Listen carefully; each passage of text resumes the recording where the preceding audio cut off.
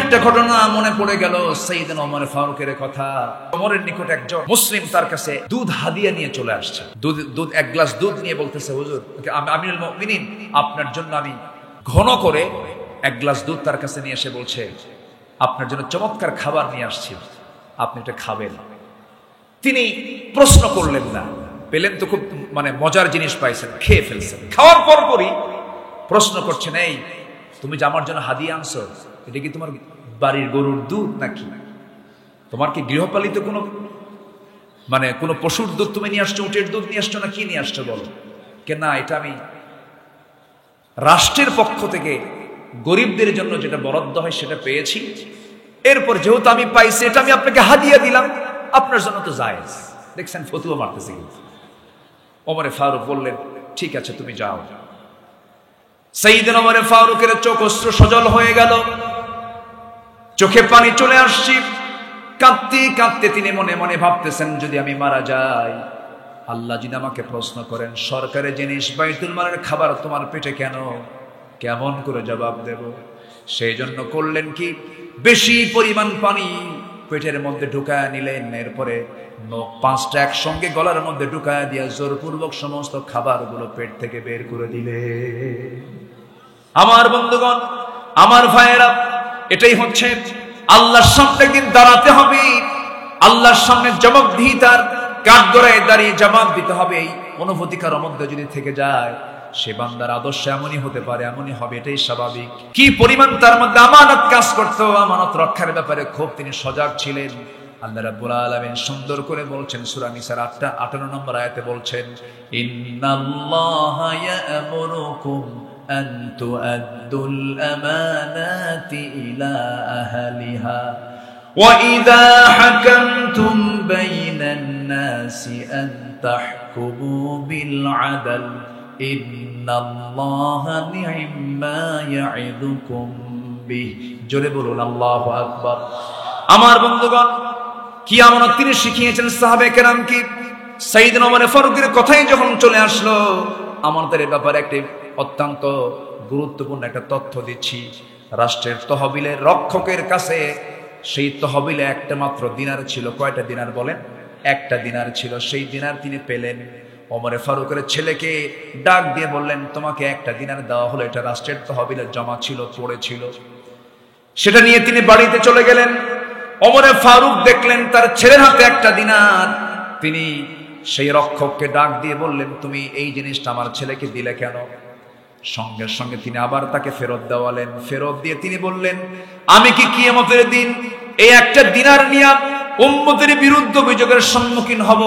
এটা আমার প্রয়োজন নাই। একটা দিনারও আমি রাষ্ট্রের তহবিল আবার ফেরত দিয়ে দিলাম। আল্লাহু আকবার বলেন। আমার আদর্শ একজন, তিনি কে? মুহাম্মাদুর রাসূলুল্লাহ। মুহাম্মাদুর রাসূলুল্লাহ। সেই নবীজির চারিত্রিক সনদ পৃথিবীর কেউ দেয়নি, দিয়েছেন কে? আল্লাহ। আল্লাহ রাব্বুল আলামিন তার চারিত্রিক সনদ নিজে দিয়ে বলছেন, নুন ওয়াল কলামি ওয়া মা ইয়াসতুরুনা মা আনতা বিনি'মাতি রাব্বিকা বিমাজনুনি ওয়া ইন্না লাকা লাআজরান গায়রা মামনুনি ওয়া ইন্নাকা লাআলা খুলুকিন আযীম। জোরে বলুন আল্লাহু আকবার। কবি বলেন, তিনি ছিলেন যেন সেই মুষলধারা বৃষ্টি, ঝরে পড়ে ধরা মাঝে এক মহাবিস্ময় সৃষ্টি। তার বিন্দু অঞ্জলিস্কল এক অপার মহাতৃপ্তি, জীবন মরু সিক্ত করে প্রশান্তি ধারার মহাদীপ্তি। জোরে বলে সুবহানাল্লাহ। আমার নবীর চারিত্রিক সনদ পৃথিবীর কেউ দেয় নাই। রাসূলকে আল্লাহ পাক নিজে তাকে দান করেছেন। সুইডিশ একাডেমির প্রয়োজন নাই, আমাদের দুনিয়ার কোনো একাডেমি থেকে পুরস্কার পাওয়ার প্রয়োজন নাই। আমাদের প্রয়োজন পুরস্কার পাওয়া দরকার কার দরবার থেকে? আল্লাহ বলছেন, বান্দারে আমি তোকে মহা পুরস্কারে পুরস্কৃত করব, শর্ত হলো বান্দা তুই আমার সঙ্গে মহাব্বতে চলে আয়, আমাকে তুই খুশি করার চেষ্টা কর। আমার আল্লাহ তাআলা প্রত্যেক রাত্রিতে আরশ আজিম থেকে দুনিয়ার আকাশে চলে আসেন। জোরে কোন সুবহানাল্লাহ। সহিহ হাদিস, আমার আল্লাহ তাআলা প্রত্যেক রাত্রিতে, শেষ রাত্রিতে, মাঝ রাত্রিতে ফিস সামাঈদ দুনিয়া, দুনিয়ার আকাশে চলে আসেন। এসে বলেন আলা বিল মুস্তাগফিরিন ফাগফির লাহ, কোন ক্ষমা প্রার্থী আছো আমার কাছে ক্ষমা চাবি, আমি থেকে ক্ষমা করে দেব। আমার বন্ধুগণ, আমার আল্লাহ তাআলা আমাকে এত বেশি ভালোবাসেন, সাত আকাশ কোথায়, প্রথম আকাশ কোথায়, কত দূর থেকে প্রত্যেক রাত্রিতে আমার আল্লাহ আমাকে মাফ করার জন্য আসেন। আমরা যে দুনিয়াতে বসে আছি, এই দুনিয়া থেকে এই আসমান যদিও দেখতে পাচ্ছি, কিন্তু আসমান থেকে শুধু দূরে না, আমাদের দৃষ্টিতে অনেক দূরে, অনেক দূরে। কেউ কি গিয়েছে নাকি? যেতে পেরেছে নাকি? যাওয়া সম্ভব নাকি? সম্ভব না। আমার বন্ধুগণ, শুধু ছোট্ট একটা তথ্য দেব। আল্লাহ আমার জন্য, আমাকে খুশি করার জন্য কত কাছাকাছি চলে আসেন আল্লাহ তাআলা, কত দূরে তার আরশে আজিম। আমরা যেখানে বসে আছি ঠিক এই জায়গা থেকে সূর্যটা আমরা দেখতে পাই প্লেটের মতো 13 লক্ষ গুণ বড়। ওই সূর্যের চাইতে battle juice, supernova, Adra, Proxima সেন্ট্রাই, এই সমস্ত তারকারাজিগুলো কত বড়। ব্যাটেল জুইস একটা তারকা আছে, এই সূর্যের চাইতে শুধু 1 গুণ নয়, 2 গুণ নয়, ওই সূর্যের চাইতে ব্যাটেল জুইস তারকা আছে, সেই তারকাটা 33 কোটি গুণ বড়। 33 কোটি গুণ বড় একটা তারকা। শুধু এরকম একটা তারকা নয়, কোটি কোটি গ্যালাক্সি আছে। প্রত্যেকটা গ্যালাক্সির ভিতরে আল্লাহ রাব্বুল আলামিন 500 বিলিয়ন করে তারকা রেখে দিয়েছেন। এরকম করে আল্লাহ রাব্বুল আলামিন মহাশূন্যে তারকাগুলো ঝুলায় রেখেছেন। শুধু মহাশূন্যের কথা বলছি, আমিও তো উপরে যাই নাই। মানুষ চাঁদের দেশে চলে গেছে, চাঁদ সফর করেছে, মঙ্গল গ্রহে গেছে। বান্দা যদি মনে করে গ্রহ দেখলাম মঙ্গল, দেখলাম চাঁদ, চাঁদের দেশ দেখলাম, একটু তারকার দেশ দেখতে চাই, তারকার দেশে যদি কোনো বান্দা যেতে চায়, দুনিয়ার কোনো যানবাহন দিয়ে চলবে না, দুনিয়ার কোনো বিমান কপ্টার দিয়ে চলবে না, নভোযান দিয়ে চেষ্টা করা যেতে পারে। দুনিয়ার লেটেস্ট নভোযান হলো অ্যাপোলো 11, যার ঘন্টার গতি হলো 39,000 কিলোমিটার। 39,000 কিলোমিটার বেগে যদি রওনা দিয়ে দেয়, বান্দা রওনা দিয়েছে সেই পৃথিবীর সবচেয়ে নিকটবর্তী তারকার দেশ, যার নাম হলো প্রক্সিমা সেন্ট্রাই। পৃথিবীর সবচেয়ে কাছাকাছি তারকার দেশ, সেই তারকার কাছে যদি যেতে চায় কেউ, এমন দ্রুতগতি সম্পূর্ণ অ্যাপোলো 11 চড়ে তার সময় লাগবে 1,15,000 বছর মাত্র। যাবেন কারা কারা? হাত তোলেন। সম্ভব? আসতে বলে সম্ভব। আমি কি আকাশে গেছি এখনো? আকাশ তো বহু দূরে। এরকম প্রথম আকাশ, দ্বিতীয় আকাশ, তৃতীয় আকাশ, চতুর্থ আকাশ, 7 আকাশের উপরে আমার আল্লাহ তাআলার আরশে আজিম। সেখান থেকে প্রত্যেক রাত্রে আমাকে আপনাকে মাফ করার জন্য প্রথম আকাশে চলে আসেন। তাহলে কি তাহাজ্জুদের দরকার আছে? আসতে বলে আছে, আরো জোরে বলেন আছে। আমার নবীজি তাহাজ্জুদে কাঁদতেন কেমন? নাসাই শরীফের হাদিস। আমার নবীজি তাহাজ্জুদের নামাজ যখন পড়তেন, সিজদায় গিয়ে এত জোরে ঝাড়ায় কাঁদতেন তিনি, তার কান্নার আওয়াজটা কেমন হতো? হাদিস এসেছে, চুলায় আগুন ধরিয়ে দেওয়ার পরে পাতিলে পানি তুলে দিয়ে যদি পাতিলটার পানি গরম করা হয়, গরম হলে পরে, সিদ্ধ হলে পরে পানি টকবক টকবক যে আওয়াজটা হয়, আমার নবীজি সিজদায় পড়ে যখন তিনি কাঁদতেন, টকবক পানির মতো আওয়াজ আমার নবীর মুখ থেকে বের হতো। রাসূল এত কাঁদতেন, সবচেয়ে বেশি কেঁদেছেন আমার নবীজি।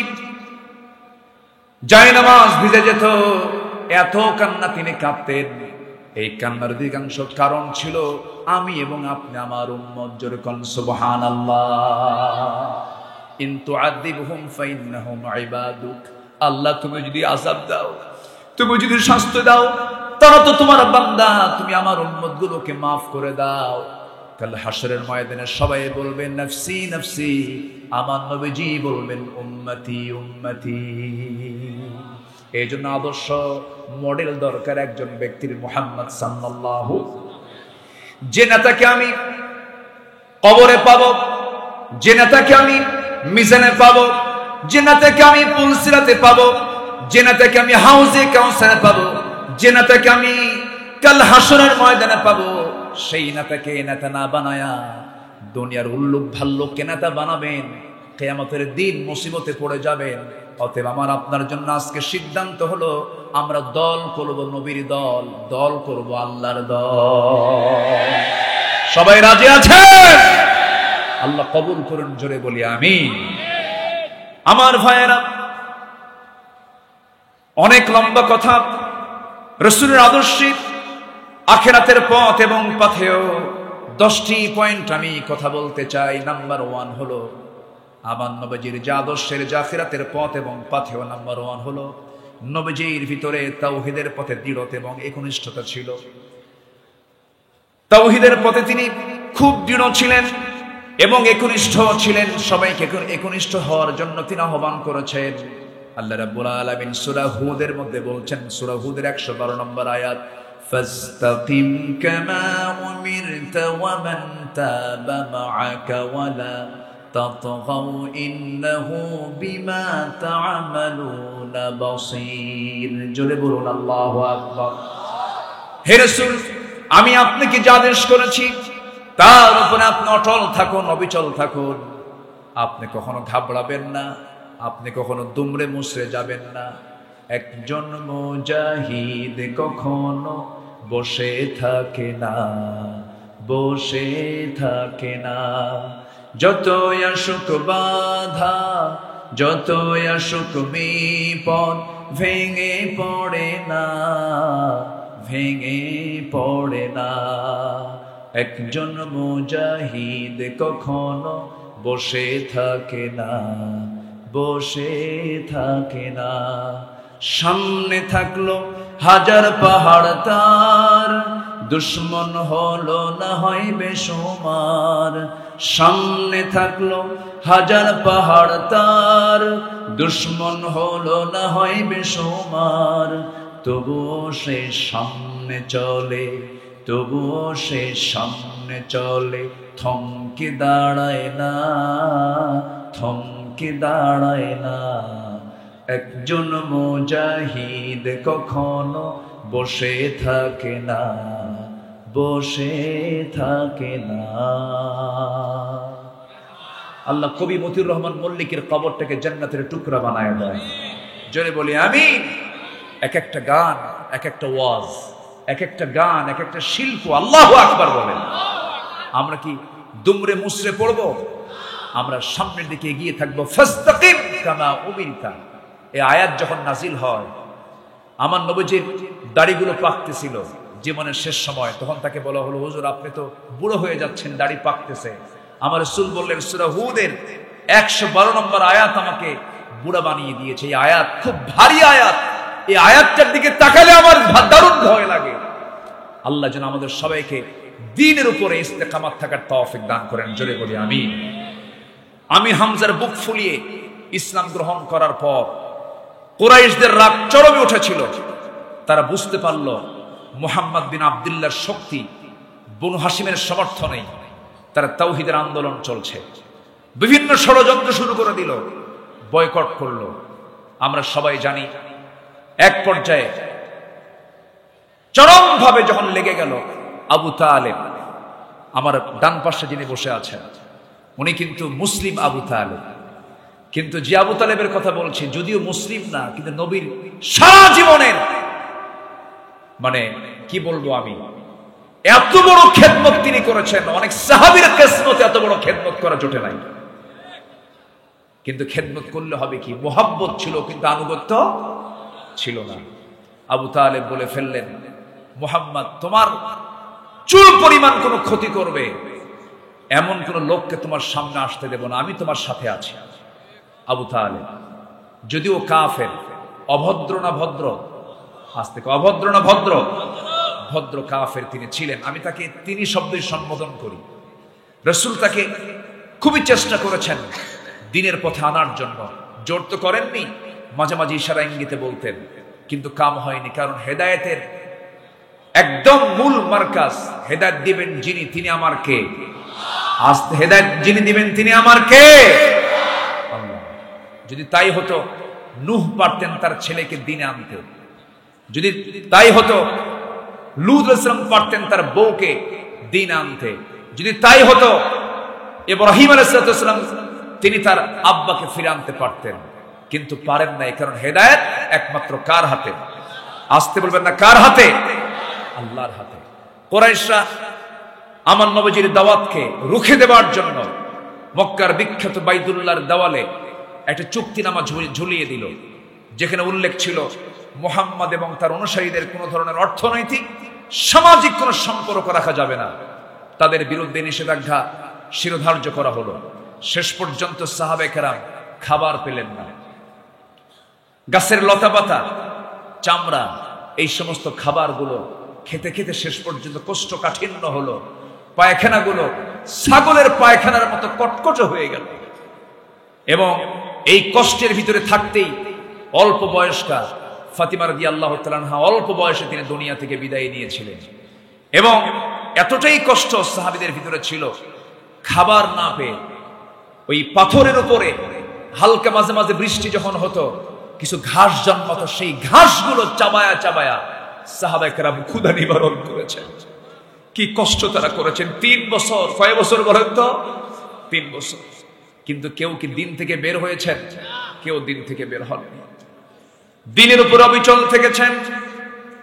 আমার বন্ধুগণ, এই 16 বছর কত প্রস্তাব গিয়েছে, কত প্রকার লোভনীয় প্রস্তাব দেওয়া হয়েছে। জেলখানায় থেকে জীবন পর্যন্ত হাসি মুখে বরণ করে নিয়েছেন। ফাঁসির মঞ্চে হাসতে হাসতে চলে গেছেন, কিন্তু বাতিল শক্তির কাছে মাথা নত করে নাই। এই চেতনা পেয়েছেন তাদের কাছ থেকে, সাহাবীদের কাছ থেকে। চেতনা তারা লালন করে তারা শাহাদত বরণ করেছেন। আমার বন্ধুগণ, নাম্বার 1 চলে গেল। নাম্বার 2 হলো নবীর আদর্শের মধ্যে ছিল আখলাকের পরিপূর্ণতা।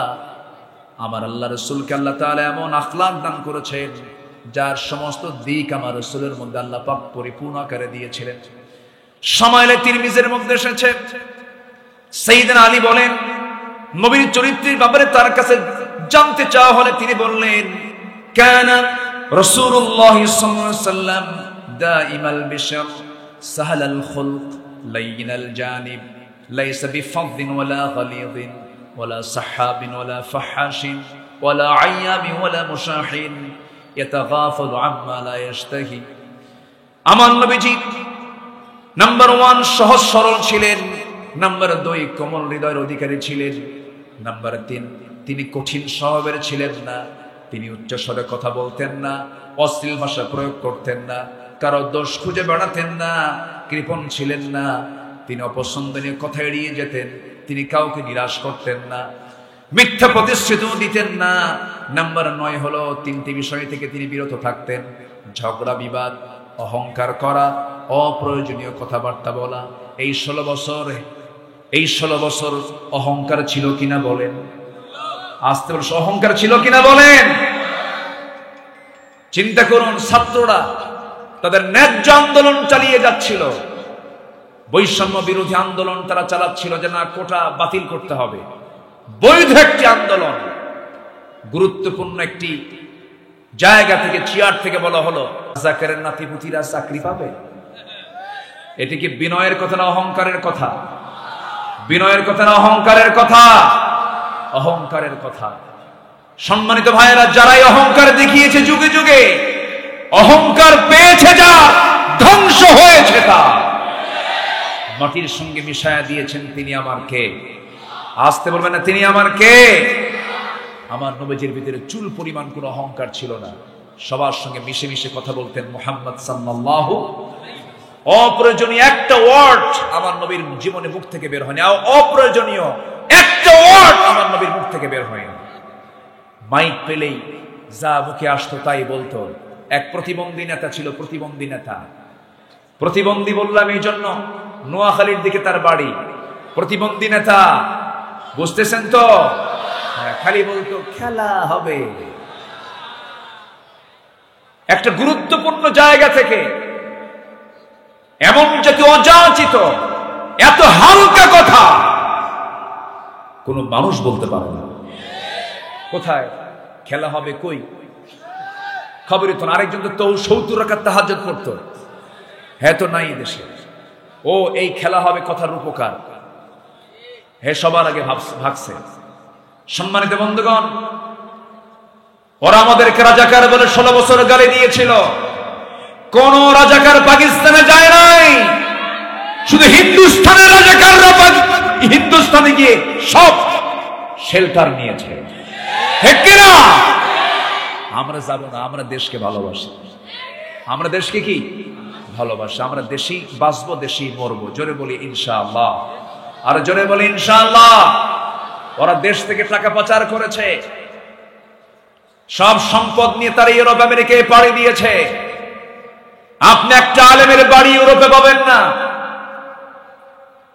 একজন কোন ইসলামী আন্দোলনের কোন নেতার বাড়ি আপনি ইউরোপ আমেরিকায় পাবেন না। চ্যালেঞ্জ দিলাম, পাবেন? কোথাও পাবেন না। সম্মানিত বন্ধুগণ, সম্মানিত ভাইয়েরা, এই দেশকে এগিয়ে দিয়েছে মূর্খ মানুষগুলো, অশিক্ষিত মানুষগুলো। প্রবাসী রেমিটেন্স পাঠালো, অশিক্ষিত। কৃষক হাড় ভাঙ্গা পরিশ্রম করে দেশকে আগায় দিল। শ্রমিক কাজ করে করে অশিক্ষিত মানুষ দেশকে আগায় দিল। দেশকে আগায় দিয়েছে অশিক্ষিতরা, আর দেশকে পিছায় দিয়েছে কলমের খোঁচা দিয়ে শিক্ষিত নামের কিছু কলঙ্ক নরপশুরা। একটা প্রশ্ন করবো, আপনি বলুন তো, তালাকের যে প্রবণতা, আপনি কোন কাজীকে প্রশ্ন করবেন, পাবনার কাজীকে, তাকে প্রশ্ন করবেন কালকে, যে তালাক যে সমাজে চলছে, তালাকের প্রবণতা এখন মূর্খদের মধ্যে, অশিক্ষিতের মধ্যে বেশি না শিক্ষিতের মধ্যে বেশি? তাহলে যে শিক্ষার ফলাফল সংসার ভাঙ্গে, ওই শিক্ষা না হয় ভালো। আমার দাদারাই ভালো ছিল, কি ঠিক কিনা বলেন? তাহলে শিক্ষা ব্যবস্থার মধ্যে ত্রুটি আছে না নাই? ঝামেলা আছে না নাই? ওরা দিল্লির প্রেসক্রিপশন দিয়ে এই দেশের শিক্ষানীতি চালু করেছিল। ওই শিক্ষানীতিকে আমরা উল্টায় দিয়ে আমরা চাই প্রত্যেক শিক্ষার সাথে কোরআন এবং হাদিস শিক্ষাকে বাধ্যতামূলক করে দিতে হবে।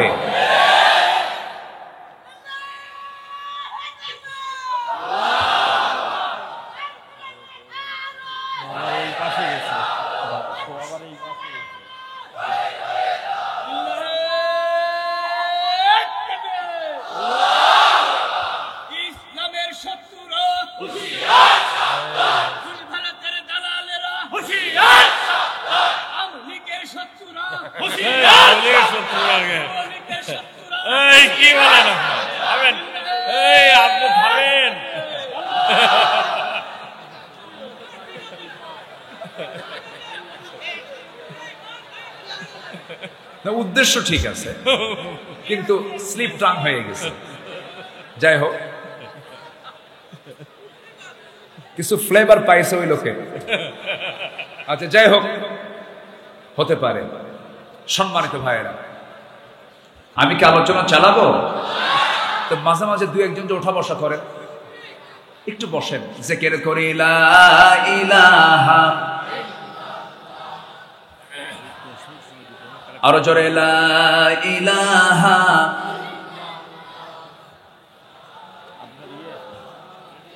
আরো জোরে লা ইলাহা, সুবহানাল্লাহ আলহামদুলিল্লাহ,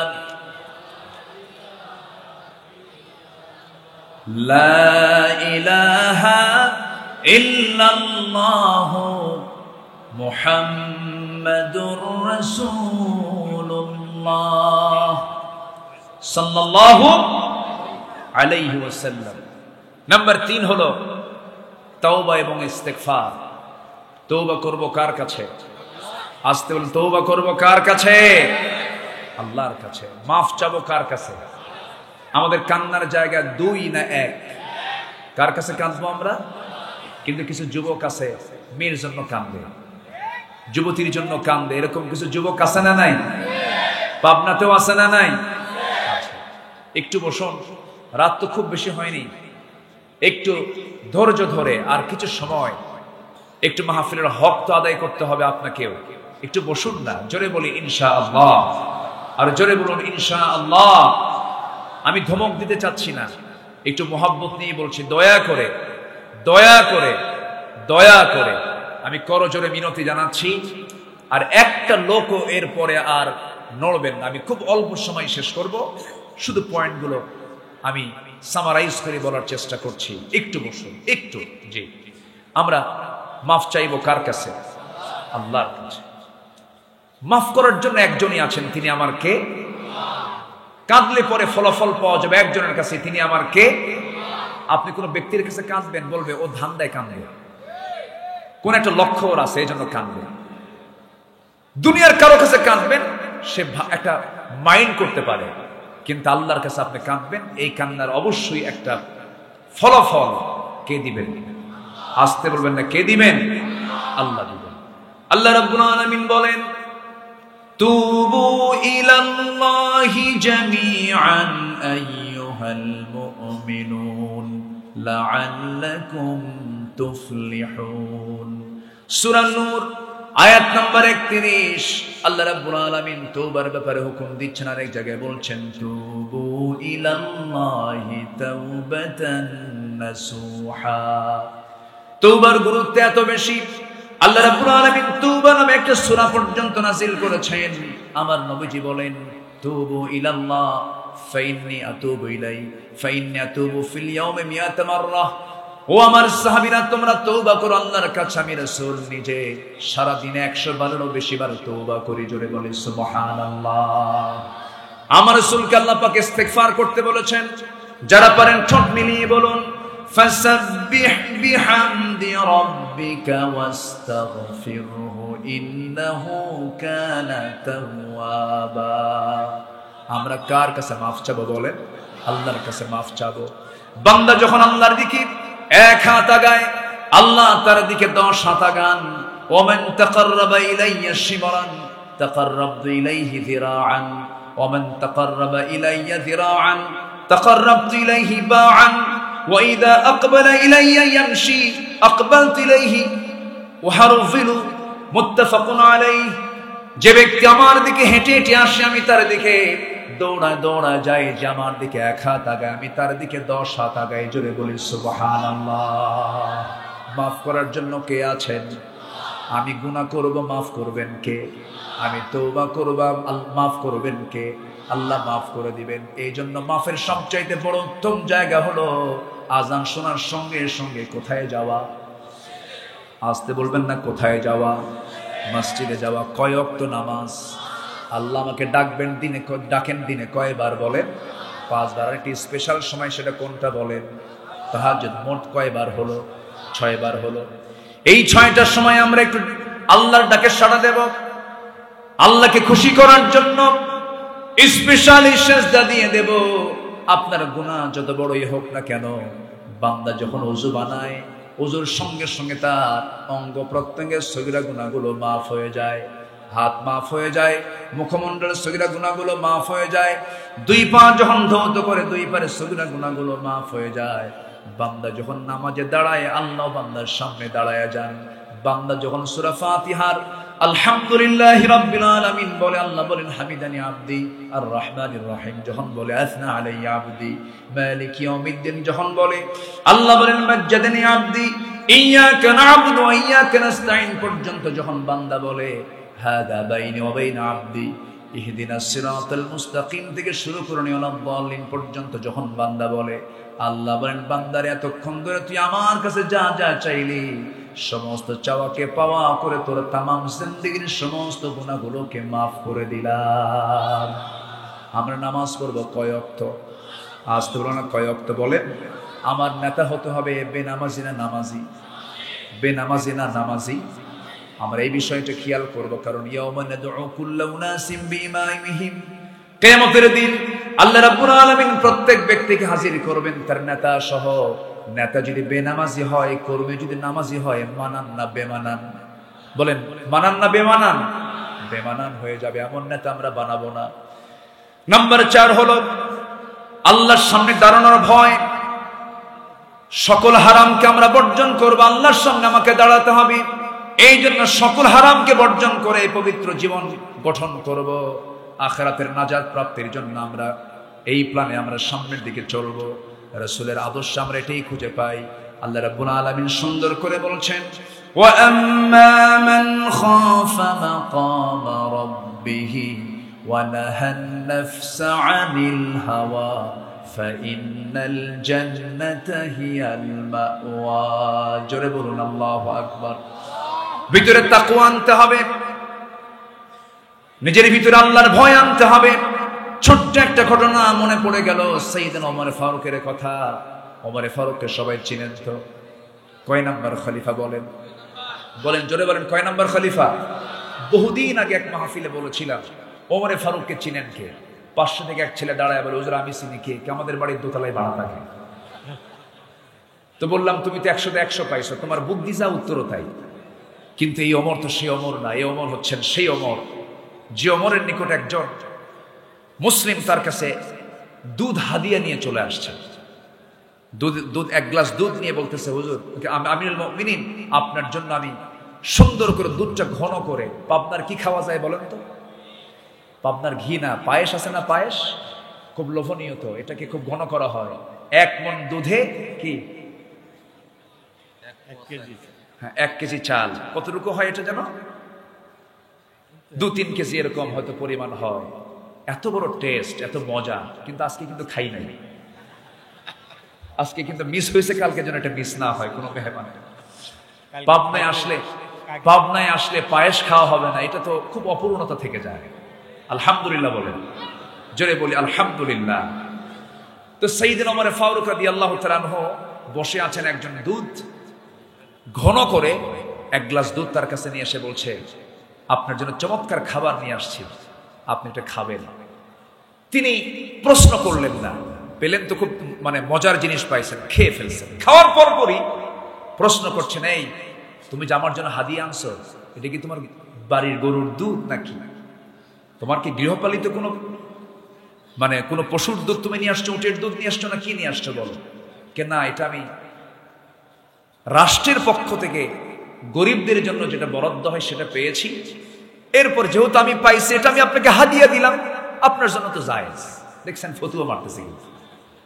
ওমর ফারুক বললেন, ঠিক আছে তুমি যাও। সাইয়েদনা ওমর ফারুকের চোখ অশ্রু সজল হয়ে গেল, চোখে পানি চলে আসছে। কাঁদতে কাঁদতে তিনি মনে মনে ভাবতেছেন, যদি আমি মারা যাই, আল্লাহ যদি আমাকে প্রশ্ন করেন, সরকারের জিনিস বাইতুল মালের খাবার তোমার পেটে কেন, কেমন করে জবাব দেব?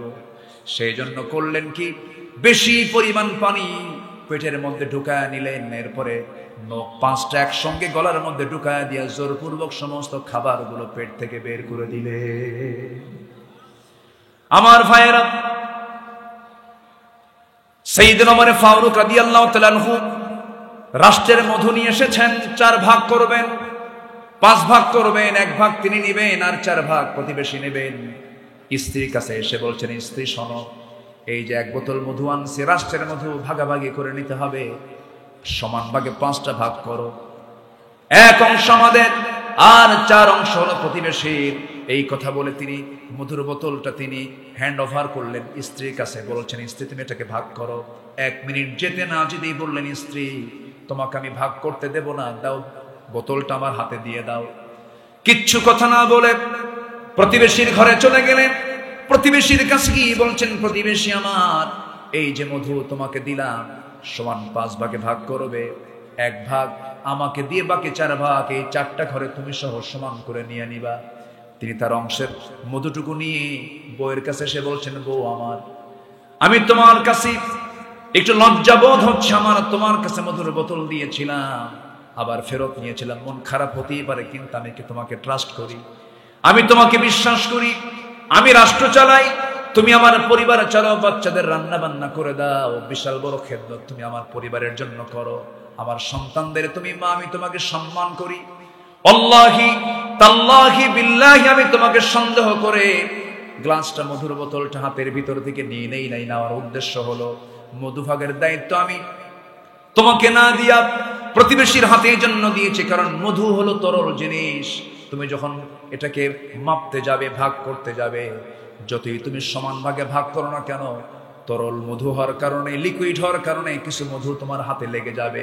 সেটা 1 ফোঁটা হোক, 2 ফোঁটা হোক, 3 ফোঁটা হোক না কেন, 1 ফোঁটা, 2 ফোঁটা, 3 ফোঁটা মধু আমাদের ভাগে বেশি আসুক এটা চাই নাই মনে করে মধুভোগের দায়িত্ব আমি অন্যের কাঁধে চাপায় দিয়েছি। জোরে বলি সুবহানাল্লাহ, আরো জোরে বলি সুবহানাল্লাহ। ঘোড়া কিনতে গেছেন ওমর ফারুক রাদিয়াল্লাহু তাআলা আনহু।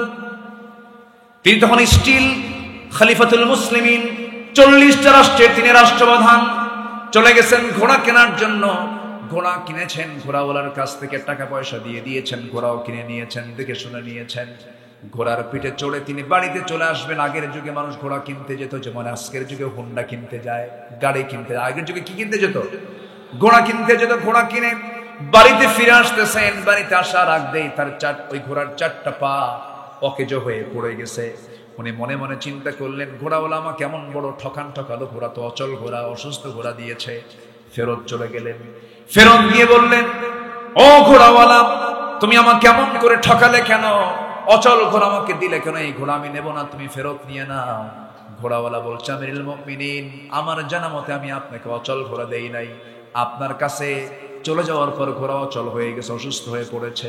ওমর ফারুক ধমক দিয়ে বলছেন, তুমি কি আচরণটা আমার সঙ্গে করতে পারলে? কেমন করে? এই ঘোড়া আমি নেব না, তুমি ফেরত নিয়ে নাও। ঘোড়াওয়ালা মুস্কি হাসি মেরে বলছে, আমিরুল মুমিনিন, আমার কথাও ঠিক নাই, আপনার কথাও ঠিক নাই। আমি যতই তর্ক করব, আপনি যতই তর্ক করবেন, এখানে কোনো ফয়সালা আসবে না। চলুন, এই ঘোড়াটা ফেরত নেব কি ফেরত নেব না, এটার ফয়সালা আদালত করবে, কোর্ট করবে। একজন সামান্য ঘোড়াওয়ালা শাসকের ব্যাপারে এমন বড় কথা বলতেছে। সেই দেশের বিচার, সেই দেশের আইনটা কত স্বাধীন ছিল, এর একমাত্র কারণ ছিল ওমর সমাজে চালু করেছিলেন কিসের বিধান। সাইয়েদনা ওমর ফারুক রাদিয়াল্লাহু তাআলা আনহু কিচ্ছু বললেন না। ঠিক আছে ঘোড়াওয়ালা, তুমি যেহেতু বিচারে চাচ্ছ, আদালতে যেতে চাও, আমি আদালতে চলে যাব। আদালতে তিনি যেতে প্রস্তুতি নিয়ে নিলেন, চলে গেলেন। আদালত চত্বরে ঢুকে ভিতরে, যখন আদালতের ভিতরে ঢুকেছেন, খলিফাতুল মুসলিমিনের অধীনে চাকরি করে বিচারের চেয়ারে বসে থাকে এমন বিচারপতির সামনে বসে আছে। ওমর ফারুক সামনে যাওয়া মাত্রই বিচারপতির চেয়ার থেকে দাঁড়ায় গেছে। আমিরুল মুমিনিন, আপনার মতো ব্যক্তি এই জায়গায় কেন, কি হয়েছে বলুন? তিনি বলছেন, বিচারপতি, আমি ওমর, আমাকে দেখে আজকে বিচার করা যাবে না। ইন্নাল্লাহা ইয়া'মুরু বিল আদল, ইন্নাল্লাহা ইয়া'মুরুকুম বিল আদল। আদলটাকে ঠিক রেখে বিচার করবে। ঘোড়াওয়ালার কথাও শোনো, আমার কথাও শোনো, সঠিক রায় যেটা হবে সেই রায়টাই তুমি দিয়ে দিবা। যখন বাদীর কথা শোনা হলো, ঘোড়াওয়ালার কথা শোনা হলো, ওমর ফারুকের কথাও শোনা হলো, দুজন কথাই তিনি শুনলেন। শোনার পর আস্তে করে ওই আদালতের চেয়ার থেকে বলতেছেন, আদালতের সেই বিচারপতি কাজী শুরাইহ ইবনুল হারিস আল কিন্দি রাহমাতুল্লাহ আলাইহি, তিনি বলছেন, আমিরুল মুমিনিন, আপনি আমারও খলিফা, আপনি ঘোড়াওয়ালারও খলিফা, আপনি অর্ধজাহানের খলিফা। কিন্তু আজকে দুই পক্ষের কথা শুনে আমি এতটুকু নিশ্চিত হলাম, এই ঘোড়াটা কখনো আপনি ঘোড়াওয়ালাকে ফেরত দিতে পারবেন না, কারণ এই ঘোড়াওয়ালাকে ফেরত দিলে সে ক্ষতিগ্রস্ত হয়ে যাবে। আপনি ওমর সামনে আছেন আমার, আপনি এই জায়গা থেকে সুস্থ অবস্থায় বাড়িতে ফিরবেন, তার যেমন গ্যারান্টি নাই। একটা প্রাণী সুস্থ থেকে অসুস্থ হবে কখন কেউ তো বলতে পারে না।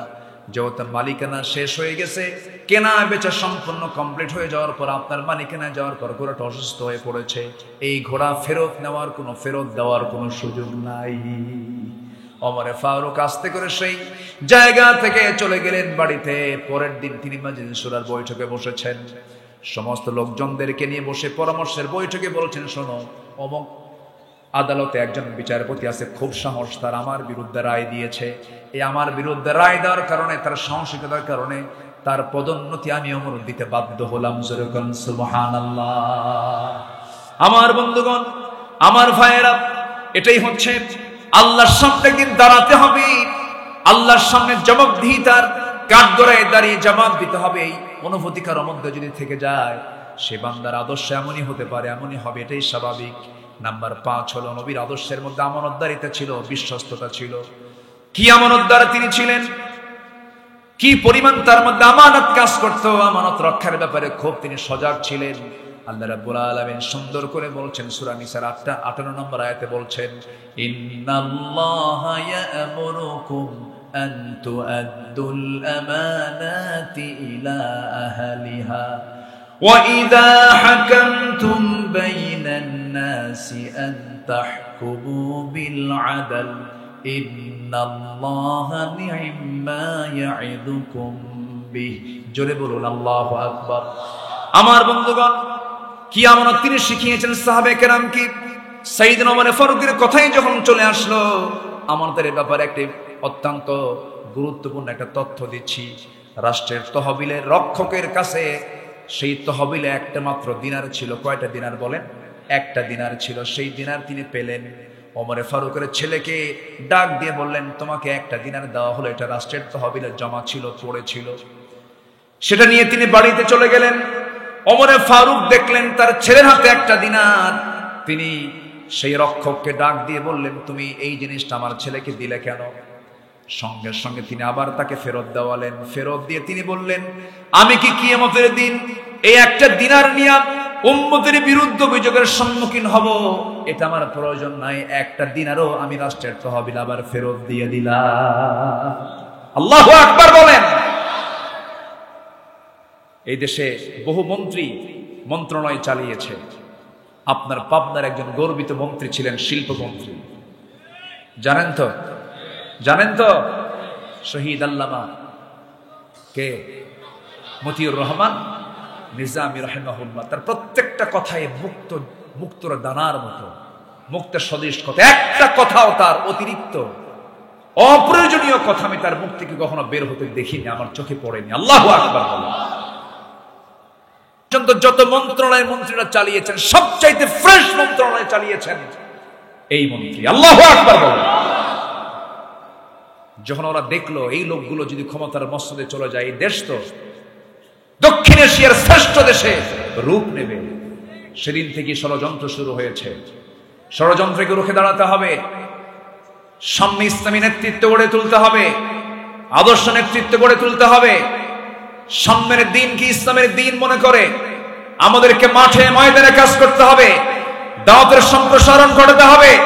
ঘরে ঘরে কালেমার দাওয়াত দিতে হবে মুসলমান।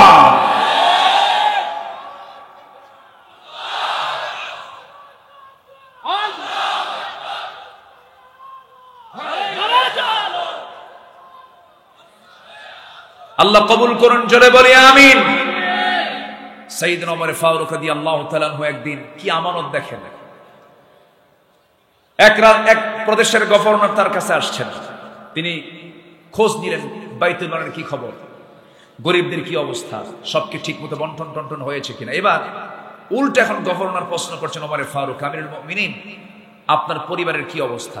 আপনার গায়ের যে সেরা জুতা, সেরা জামা, এই যে সেরা তালিযুক্ত জামা পরে আছেন, জীর্ণ শীর্ণ করে বসবাস করছেন, আপনার পরিবারের খবর কি? আপনি কিভাবে চলছেন? আপনার ক্ষুধার্ত সন্তানদের কি অবস্থা? এই প্রশ্ন করা মাত্রই আগে প্রশ্ন ছিল হলো রাষ্ট্র সংক্রান্ত। এই প্রশ্নের জবাব দিয়ে তিনি রাতের বেলা বসেছেন বৈঠকে গভর্নরের সাথে ওমর ফারুক রাদিয়াল্লাহু তাআলা। চট করে এই প্রশ্ন যখন করেছেন গভর্নর, যে বাতি জ্বলতেছিল সেই বাতির নিচে বাতি জ্বলে কি দিয়া? তেল দিয়া। আর তেলটা থাকে হচ্ছে, তেলের ভিতরেই থাকে কি, ওটা কি বলে এলাকায়? পোলতা, মানে একটা, আচ্ছা পোলতা বলে, স্থানীয় ভাষা কি বলে? সলতা, পোলতা, যাই হোক যেটাই হোক, খাবুলাইতে মাহালুকা। এটা 2013 সালে আমাকে মুহতারাম শিখিয়েছিলেন। আপনাদের ভাষার মধ্যে একটা আলাদা স্বতন্ত্র দিক আছে। বলি আলহামদুলিল্লাহ। পাবনার একটা টান দিলে গোটা দেশবাসী বোঝে এটা পাবনা থেকে আসছে। বলি আলহামদুলিল্লাহ। একটা আলাদা সৌন্দর্য। পোলতা। যখন তিনি প্রশ্নের সম্মুখীন হলেন, তার পরিবার কেন্দ্রিক যেই লণ্ঠনে যে বাতিতে আগুন জ্বলছিল, তার নিচের পোলতাটা তিনি চেপে ধরলেন, নিভে গেল বাতি। গভর্নর আশ্চর্য হয়ে বললেন, বাতি নিভায় দিলেন কেন? সাইয়েদনা ওমর ফারুক বলছেন, ও আমার গভর্নর, এতক্ষণ ধরে তুমি রাষ্ট্রের প্রশ্ন করছিলে, আমি রাষ্ট্রের প্রশ্ন করছিলাম, জবাব আমরা দিচ্ছিলাম। হঠাৎ করে যখন ব্যক্তি জীবনের প্রশ্ন করেছো, পারিবারিক জীবনের প্রশ্ন করেছো, এই সময় রাষ্ট্রের তেল জ্বলবে, আমার ব্যক্তিগত প্রশ্নের জবাব আমি তোমাকে দেব। রাষ্ট্রের তেল খরচ করে ব্যক্তিগত প্রশ্নের জবাব আমি দিতে পারবো না, এই জন্য বাতি নিভাইয়া দিলাম। আল্লাহু আকবার বলবেন না? আমানতদারিতা, এটা কি আমানতদারিতা। নাম্বার 6 হলো পরিবারকে জান্নাতের দিকে পরিচালনা করা। সন্তানকে দাওয়াত দিবেন, বউকে দাওয়াত দিবেন। বউ যদি নামাজ না পড়ে কি করবেন বলেন? বউ যদি নামাজ না পড়ে কি করবেন? আরেকজনকে মায়ের হবে, একজনকে সেদিক থেকে কিছু মায়ের হবে। এই শোনেন, যে কইছে এটা ও বিয়ে করেনি, যে বিয়ে করছে ও বলবে মার হবে, এটা অসম্ভব ব্যাপার। বউকে ভয় করে না এমন স্বামী দুনিয়াতেই নাই। দেখেন জোরে কয় ঠিক, ছোট বাচ্চা এই যে কি বুঝলো আল্লাহ। জি, বউকে কে না ভয় করে? ভয় তো একটা সম্মান। বউ স্বামীকে ভয় করে, স্বামীও বউকে ভয় করে, সম্মান করে। এই সম্মান শ্রদ্ধা যদি না থাকে সংসার টিকবে? টিকবে না। বউয়ের সঙ্গে আপনি রাগারাগি করে পারবেন না তো। বাচ্চার বয়স যদি 1.5 বছর হয়, 1 বছর হয়, ওই সময় যদি আপনি একটু গন্ডগোল করেন, মারামারি করতে চান, শুধু যদি বলে এই যে বাচ্চা কোলে নাও, চলে গেল। বাচ্চার বয়সে 1 বছর নিয়ে আপনি করবেন কি বলেন? ওই বাচ্চাকে যদি আপনাকে একদিন দায়িত্ব দেওয়া হয়, কয় আসার যে খাবে আল্লাহ জানে। উপায় তো নাই, কোনো উপায় নাই। এই জন্য রাসূল স্ত্রীদের সঙ্গে খুব মিলেমিশে কথা বলেছেন। কখনো কাউকে ধমক দিয়ে কথা বলেছেন এমন কোন রেকর্ডই নাই মুহাম্মদ সাল্লাল্লাহু আলাইহি ওয়াসাল্লামের জীবনে। কি জান্নাতি পরিবার ছিল তার, আল্লাহু আকবার। মেয়েদেরকে আদর করতেন, মেয়েদেরকে স্নেহ করতেন, পরিবারকে আগলে রাখতেন, প্রচুর সময় দিতেন, নাতিপুতিকে টানতেন। মেয়েকে বিয়ে দিয়েছেন বলে হেরে যান নাই, হেরে ফেলেন নাই, মেয়েদের বিয়ে দিয়ে কাছে টানতেন। 3 দিন পার হতে দিতেন না, ফাতিমার বাড়ি থেকে রাসূল বসে থাকতেন। জোরে বলি সুবহানাল্লাহ। দাওয়াত দিতেন সবচেয়ে বেশি আমার রাসূল, বাইরে না ভিতরে? ভিতরে। বউদেরকে কাছে টানতেন, সন্তানদের কাছে টানতেন। কারণ আল্লাহ রাব্বুল আলামিন বলেন, ইয়া আইয়ুহাল্লাযীনা আমানু কু আনফুসাকুম ওয়া আহলিকুম নারাও وقودها الناس والحجارة। হাদিসে এসেছে আমার রাসূল রমজান মাসে সারা রাত জেগে থাকতেন, নিজে এবং পরিবারকে সাথে করে নিয়ে। كان رسول الله صلى الله عليه وسلم إذا دخل العشر أحيا الليل وأيقظ أهله وجد وشد المئزر। আমার নবীজি শেষ দশকে রমজান যখন পেতেন, শুধু নিজে না পরিবারকে টেনে আনতেন এবং খুব চেষ্টা করতেন কোমরে গামছা বেঁধে তিনি নেমে পড়তেন পরিবারকে সাথে নিয়ে। কার কাছে? কান্না করতে, আল্লাহর কাছে কান্না করতে। নাম্বার 7 হলো বান্দার হক। ফাইন্না দিমাআকুম ওয়া আমওয়ালাকুম ওয়া আ'রাদাকুম বাইনাকুম হারামুন কাহুরমাতি ইয়াউমিকুম হাদা ফি বালাদিকুম। নিশ্চয় তোমাদের রক্ত, তোমাদের সম্পদ, তোমাদের সম্ভ্রম পরস্পরের জন্য হারাম তিনি করে দিয়েছেন কে? গীবত করলে বান্দার হক নষ্ট হয় না? অনেক নামাজি গীবতকারী আছে না নাই বলেন? ফেসবুকেও গীবত করে, আছে না নাই? একজনের সঙ্গে একটু কথা একটু এলোমেলো হয়েছে, ফেসবুকে দিয়ে দিল। তোমার এরকম করা যাবে না। হালকা এইরকম মানসিকতা নিয়ে ঈমান টিকে রাখা সম্ভব নয়। বর্তমান যুগে গীবতের প্রচার বেশি, অপরের সম্মান নিয়ে সিনেমিনে খেলা হয়, হিংসা করা হয়। এগুলো হচ্ছে বান্দার হক নষ্ট করার বড় একটা মাধ্যম। অবলীলা এগুলো চলছে। রাসূল কড়া হুঁশিয়ারি দিচ্ছেন, এই সমস্ত কাজ ইমানদার কখনো করতে পারে না। আল্লামা ইকবাল আফসোস করে বলছেন, তুম হো আফস মে গজবনক ও আফস মে রহিম, তুম খতা করো খতা ভি ওহা পোশো করিম। তারা ছিলেন দয়ার আকর, তোমরা সবই হিংস্রকাজী। তারা ছিলেন ক্ষমাশীল, আর তোমরা চলো দোষটি খুঁজি।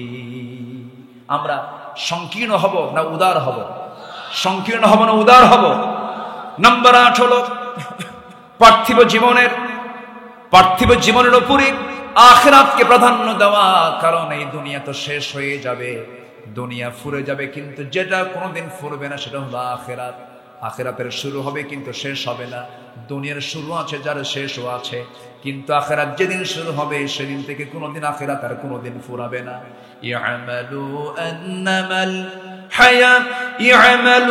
আন্নামাল হায়াতুদ দুনিয়া লাইবুন ওয়া লাহাবুন ওয়া যিনাতুন ওয়া তাফাখুরুন বাইনাকুম ওয়া তাকাথুরুন ফিল আমওয়ালি ওয়াল আওলাদ كمثل غيث أعجب الكفار نباته ثم يهيج فتراه مصفرا ثم يكون حطاما وفي الآخرة عذاب شديد ومغفرة من الله ورضوان وما الحياة الدنيا إلا متاع الغرور জোরে বলুন আল্লাহু আকবার। দুনিয়ার জীবনটা হলো ধোঁকার সামগ্রী ছাড়া কিছুই নয়। এই দুনিয়া ছেড়ে আমিও চলে যাব, আপনিও চলে যাবেন। এই জন্য আখিরাতকে আমরা প্রাধান্য দিয়ে চলবো। রাসূল মদিনার রাস্তা দিয়ে চলছিলেন, হঠাৎ করে দেখেন একটা মরা ছাগল। কি ছাগল? মরা ছাগল। কানটা ধরলেন, কানটাও কাটা। রাসূল বললেন, সাহাবীরা, এই মরা ছাগলকেও টাকা দিয়ে কিনবা নাকি? না, জীবিত তো কিনতাম না, কারণ ত্রুটিপূর্ণ কান কাটা ছাগল। রাসূল বলেছেন, আমার আল্লাহর কাছে এই দুনিয়ার মূল্য এই মরা ছাগলের চাইতেও কম। এই দুনিয়া ছেড়ে আমিও যাব, আপনিও যাবেন, সব আল্লাহর কাছে ফেরত যাব আমরা। এই জন্য আমরা দুনিয়াটাকে আখিরাতের জন্য সাজায় নেব, সুন্দর করে ইসলাম দিয়ে সাজায় নেব। আল্লামা ইকবাল বলছেন, হর কোই মস্ত নয়ে জৌকে তনসানি হ্যায়, তুম মুসলমান হো ये अंदाज़े मुसलमानी है। প্রত্যেক তোমাদের আজি বিলাস মদে মাতোয়ারা, তোমরা কি হে মুসলমান, আর একই মুসলমানের ধারা নাকি? কবি আফসোস, আল্লামা ইকবাল আফসোস করে কথাগুলো বলছেন। আমরা আখিরাতকে সাজাবো সুন্দর করে, দুনিয়ায় আখিরাতের আমল দিয়া। জোরে বলি ইনশাআল্লাহ, আরো জোরে বলি ইনশাআল্লাহ। নাম্বার 9, 10 শর্ট করে বলছি, একটু মনোযোগ দিয়ে শুনুন। নাম্বার 9 এবং 10কে এক জায়গায় বলছি। জীবনের সকল কিছুর ঊর্ধ্বে আল্লাহ এবং রাসূলকে প্রিয় হিসেবে গ্রহণ করা। নাম্বার 10 হলো জিহাদ ফি সাবিলিল্লাহ। একটা আয়াত বলে আমি শেষের দিকে আস্তে আস্তে যাচ্ছি। আল্লাহ রাব্বুল আলামিন সূরা তওবার 24 নম্বর আয়াতে সুন্দর করে বলছেন, কুল ইন কানা আবাউকুম ওয়া আবনাউকুম ওয়া ইখওয়ানুকুম ওয়া আজওয়াজুকুম وعشيرتكم وأموال اقترفتموها وتجارة تخشون كسادها ومساكن ترضونها أحب إليكم من الله ورسوله وجهاد في سبيله فتربصوا حتى يأتي الله بأمره والله لا يهدي القوم الفاسقين। জোরে বলুন আল্লাহু আকবার। 8টা জিনিসের চাইতে রাসূলকে বেশি প্রিয় মনে করতে হবে, জিহাদকে বেশি মহব্বত করতে হবে, জিহাদকে বেশি প্রাধান্য দিতে হবে। নাম্বার 1 পিতা, নাম্বার 2 সন্তান, নাম্বার 3 স্ত্রী, নাম্বার 4 হলো গোত্র, নাম্বার 5 হলো সম্পদ অর্জন করেছো, ব্যবসায় লাগিয়েছো, এরপরে তোমাদের বাসস্থান, এরপরে আল্লাহ রাব্বুল আলামিন বলছেন এই সমস্ত জিনিসের চাইতে সবচেয়ে বেশি প্রিয় হতে হবে 1 নাম্বার, তিনি কে? জোরে বলেন, তিনি কে? আল্লাহকে বেশি মহব্বত করতে হবে, রাসূলকে বেশি মহব্বত করতে হবে। আমার নবীজির জীবদ্দশায় আমার নবীজি হাবিব বিন যায়েদ রাদিয়াল্লাহু আনহুকে মুসাইলামাতুল কাজ্জাবের কাছে পাঠালেন, চিঠি দিলেন, চিঠির মাধ্যমে পাঠায়, চিঠি হাতে দিয়ে তাকে পাঠায়া দিলেন। মিথ্যা নবীর এই দাবিদার মুসাইলামাতুল কাজ্জাব সম্মান তো করলই না, তাকে গ্রেফতার করলো। গ্রেফতার করে উল্টা তাকে বলে ফেললো, চাপ দিল, আমি শেষ নবী, আমাকে তোর মানতে হবে। হাবিব বিন যায়েদ তিনি বললেন, জীবন দেব, ঈমান দেব না। আল্লাহু আকবার বলেন, আল্লাহু আকবার বলেন। শেষ পর্যন্ত তাকে বাধা হলো, 2 হাত পা বেঁধে হাত কাটা হলো, পা কাটা হলো, টুকরো টুকরো করে দুনিয়া থেকে বিদায় করা হলো। হাবিব বিন যায়েদ বললেন, শহীদ হতে প্রস্তুত আছি, নবীজির নবুয়তকে অস্বীকার করার ক্ষমতা আমার নাই। আল্লাহু আকবার। এই হচ্ছে রাসূলের প্রতি মহব্বত এবং ভালোবাসা। আসুন আমরা এই 10টি পয়েন্টের আলোকে আমরা আমাদের জীবনকে সুন্দর করে ঢেলে সাজাবো, নবীর আদর্শে আমরা উজ্জীবিত হব। এই হোক আমাদের প্রত্যয়, এই হোক আমাদের সিদ্ধান্ত। আল্লাহ রাব্বুল আলামিন আমাদের সবাইকে কবুল করুন, জোরে বলি আমিন।